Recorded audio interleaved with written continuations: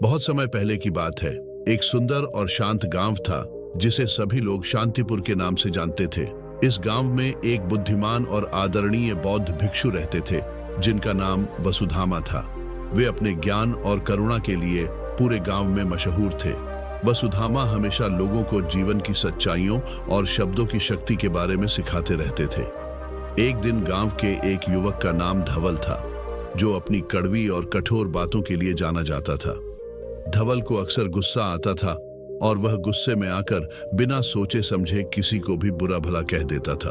उसकी बातों से कई लोग आहत हो चुके थे, लेकिन उसे इस बात का कोई एहसास नहीं था।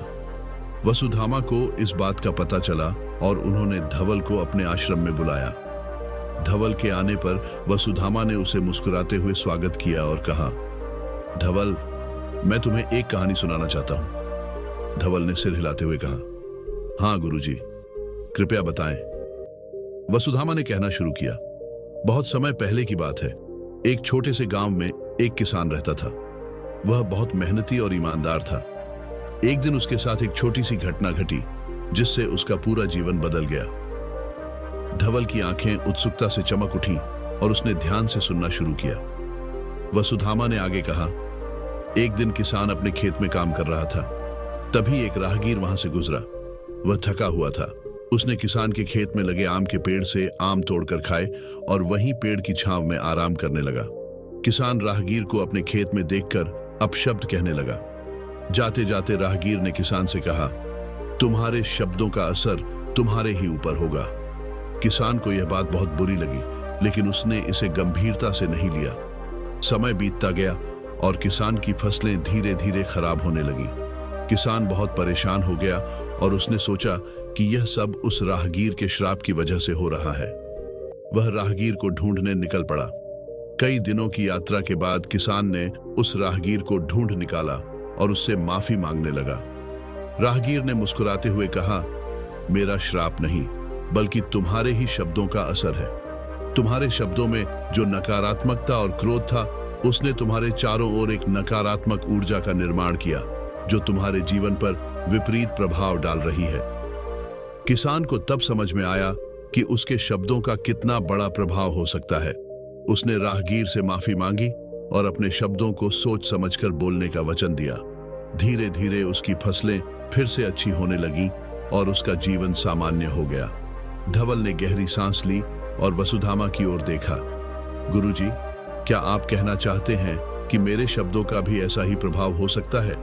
वसुधामा ने धैर्यपूर्वक कहा, हाँ धवल, तुम्हारे शब्दों की ताकत बहुत अधिक है। वे न केवल दूसरों को प्रभावित करते हैं, बल्कि तुम्हारे अपने जीवन पर भी गहरा प्रभाव डालते हैं। यदि तुम अपने शब्दों का सही उपयोग करो तो वे प्रेम, शांति और सकारात्मकता फैला सकते हैं। लेकिन यदि तुम उन्हें नकारात्मकता और क्रोध के साथ इस्तेमाल करो तो वे तुम्हारे और दूसरों के जीवन में कष्ट और दुख ला सकते हैं।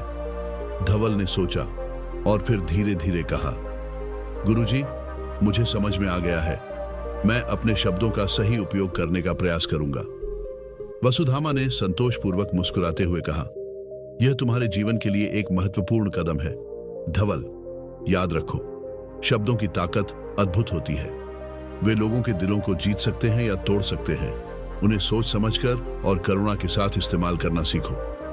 धवल ने वसुधामा के पांव छूकर आशीर्वाद लिया और संकल्प किया कि वह अपने शब्दों का सदैव ध्यान रखेगा। उसने अपने गुस्से पर नियंत्रण पाने और सोच समझकर बोलने का अभ्यास शुरू किया। धीरे धीरे उसकी जिंदगी में बदलाव आने लगा। उसके संबंध सुधारने लगे और लोग उसे सम्मान और प्रेम देने लगे। वसुधामा ने धवल को देखकर गर्व महसूस किया और सोचा कि अगर हर व्यक्ति अपने शब्दों की ताकत को समझे और उनका सही उपयोग करे तो यह दुनिया कितनी सुंदर और शांतिपूर्ण हो सकती है। शब्दों की ताकत को पहचानकर धवल ने अपने जीवन को सकारात्मक दिशा में बदल लिया और एक नई शुरुआत की। यह कहानी हमें यह सिखाती है कि शब्दों की ताकत अद्भुत होती है। वे केवल ध्वनि नहीं होते, बल्कि उनके पीछे भावनाएं, विचार और ऊर्जा होती है। सही शब्द सही समय पर बोले जाएं तो वे जादू कर सकते हैं। वहीं गलत शब्द न केवल दूसरों को बल्कि खुद को भी नुकसान पहुंचा सकते हैं। इसीलिए हमें हमेशा अपने शब्दों का सोच समझकर और करुणा के साथ इस्तेमाल करना चाहिए। इस तरह वसुधामा और धवल की कहानी ने शांतिपुर के लोगों को शब्दों की ताकत की महत्वपूर्ण शिक्षा दी। सभी ने मिलकर यह संकल्प लिया कि वे अपने शब्दों का सही उपयोग करेंगे और अपने गांव को एक बेहतर और शांतिपूर्ण स्थान बनाएंगे। और इस प्रकार शब्दों की शक्ति को पहचानकर पूरे गांव में सुख, शांति और प्रेम की लहर दौड़ पड़ी। अगर ये आपको मोरल स्टोरी अच्छी लगी हो तो अपने दोस्तों के साथ शेयर करें। धन्यवाद।